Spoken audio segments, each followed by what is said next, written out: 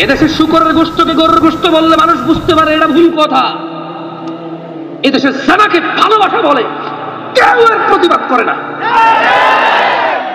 ও কত নিচে নামছে অশ্লীলতা আসার কারণে। আল্লাহ বলেছে জানা, রাসূল বলেছে জানা, কোরআন বলেছে জানা, হাদিস বলেছে জানা, আলেম বলে জানা, হুজুর বলে জানা, ওর মা বলে জানা, ওর বাপ বলে জানা, ওর সমাজ বলে জানা, ওর দিন বলে জানা, ও নিজে জানে জানা, ও বলে ভালোবাসা।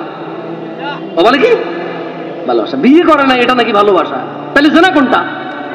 তাহলে জানা কোনটা? এটা যদি ভালোবাসা হয় জানা কোনটা? আল্লাহ আমাদেরকে বুঝার তৌফিক দান করুন।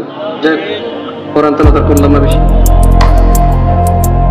আজকের এই উপস্থিতি যারা আছেন,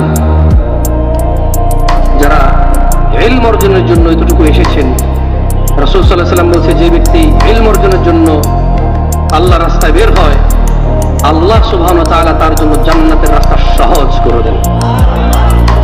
ছোট ভাই আমার, যদি কোনো হারামে লিপ্ত থাকো, খবরদার এখন স্টপ করো। তুমি তো মারাও যেতে পারো, আর তুমি যাকে পছন্দ করো সেও তো মারা যেতে পারে। তুমি বিয়ে করলে মেয়ের ভাগায় নিয়ে যায়, অথবা তুমি হারামে লিপ্ত আছে, এটা অ্যাক্সিডেন্টে মারা যেতে পারে না? ফিরে আনতে পারবা? ফিরে আনতে পারবা?